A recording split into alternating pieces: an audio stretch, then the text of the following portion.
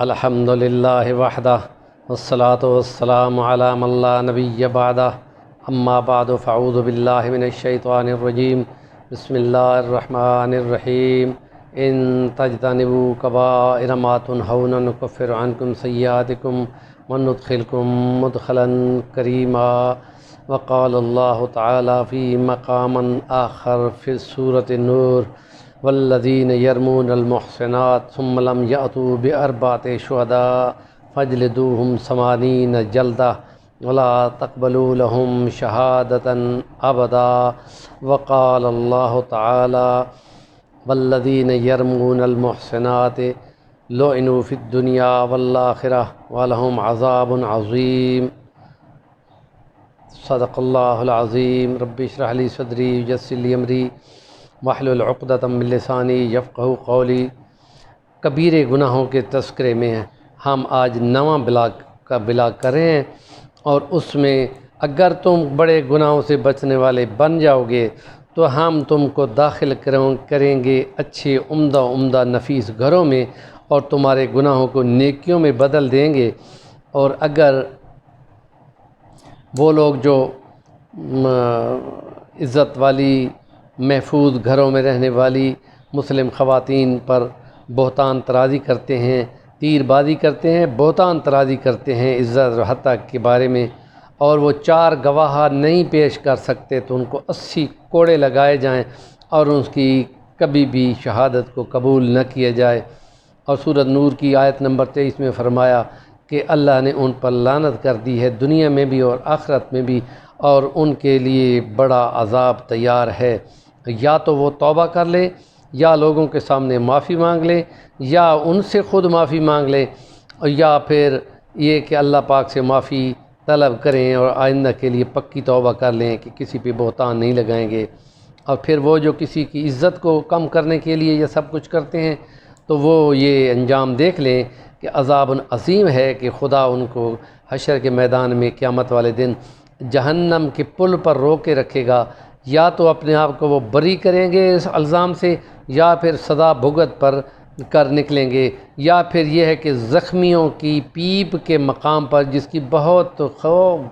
تیز بدبو ہوگی اس میں وہ اس کو بند کر دیا جائے گا، کہ یا تو وہ اپنے آپ کو بری کرے گا یا پھر سزا پوری کرے گا۔ اس لیے یہ کوئی چھوٹا عذاب نہیں ہے، بہت بڑا اس نے الزام لگایا ہے، معاشرت خراب کی ہے، اور یہ زبان کے گناہ ہیں۔ ہم کہتے ہیں زبان کے گناہ بہت زیادہ آسان ہیں۔ نبی پاک نے فرمایا تھا تم مجھ کو زمانہ دے دو، دو جبڑوں کے درمیان میں ہے زبان،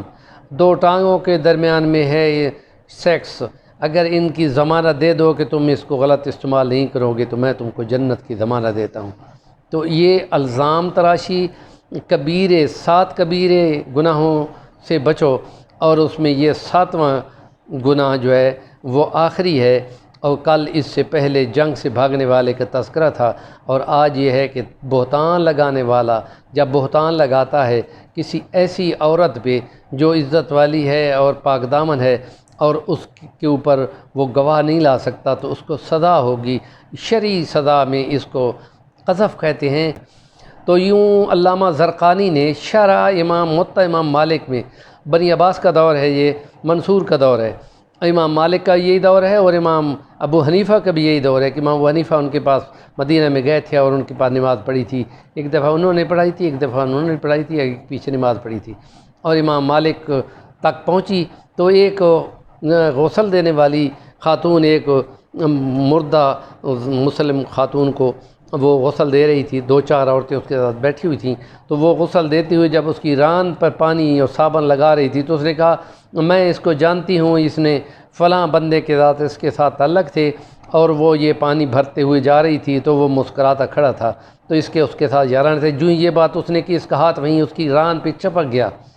تو وہ چپا کیا، یہ ظہر کی نماز کا ٹائم ہے، تو اب عصر کا ٹائم بھی ہو گیا تو وہ اسی طرح ہاتھ چپکا ہوا ہے، شام ہونے والی ہے، تو ان کے لواحقین کہنے لگے کہ جلدی غسل دو، جو ہم نے دفنانا بھی ہے، شام ہو رہی ہے۔ انہوں نے کہا کہ میں تو میت کو بھائی چھوڑتا ہوں، میت مجھے نہیں چھوڑتی۔ انہوں نے کہا کیا ہوا؟ انہوں نے کہا میرا ہاتھ چپک گیا ہے، وہ چھوٹتا نہیں ہے، اور یہ بات بڑھ گئی، اور یہ رات بھی گزر گئی، پھر دوسرا دن آ گیا، پھر اسی طرح ہاتھ چپکا ہوا ہے، اور اوپر سے گرمی بھی ہے، اوپر موسم بھی ایسا ہوتا ہے،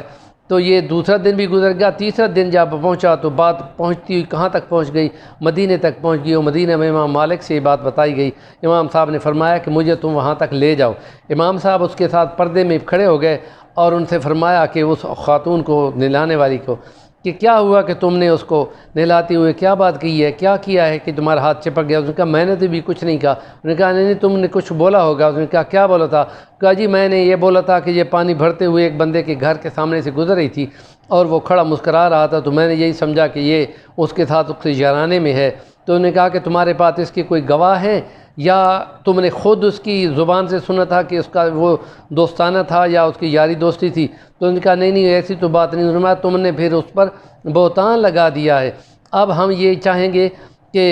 اس بہتان کی تم کو سزا دی جائے، قذف کی 80 کوڑے تم پر لگائے جائیں گے۔ تو اس لیے انتظام کیا گیا اور اس پہ کوڑے برسانے والے بندے آ گئے اور ایک ایک کر کے کوڑا اس کی پیٹھ پہ لگتا گیا۔ 79 اور یہ کیا کہتے ہیں 70 75 76 78 79 بھی لگ گیا تو ہاتھ نہیں چھوٹا، جو ہی 80 کوڑا لگا تو ہاتھ چھوٹ گیا۔ ہم یہ کہتے ہیں یہ قرآن کے معجزات میں سے ایک معجزہ ہے، یہ زندہ معجزہ ہے کہ اللہ نے کہا 80 کوڑے لگاؤ، اس کا مطلب 80 کوڑے ہی اس کا حق تھا، اس سے اوپر لگانا ظلم زیادتی بنتا تھا، تو 80 ہی لگائے گئے۔ جو ہی 80 کوڑا لگا تو اس کا ہاتھ چھوٹ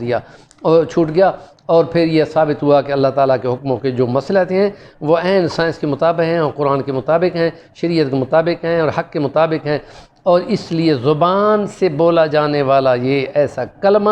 کو معمولی نہیں ہے، یہ معاشرت خراب کرنے والا ہے۔ وہ عیب اس میں موجود ہو تو وہ گناہ ہے،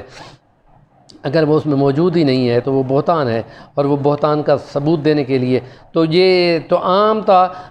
کل کے انشاءاللہ ولاگ میں ہم کہیں گے کہ کوئی اپنی بیوی پہ بہتان لگائے اور اس بات گواہ نہ ہو تو پھر وہ کیا کرے گا۔ کل انشاءاللہ اس پہ ولاگ کریں گے۔ ہمارے چینل کو سبسکرائب کریں، نیکی کی بات کو آگے ضرور انہانس کریں۔ جزاکم اللہ احسن الجزا۔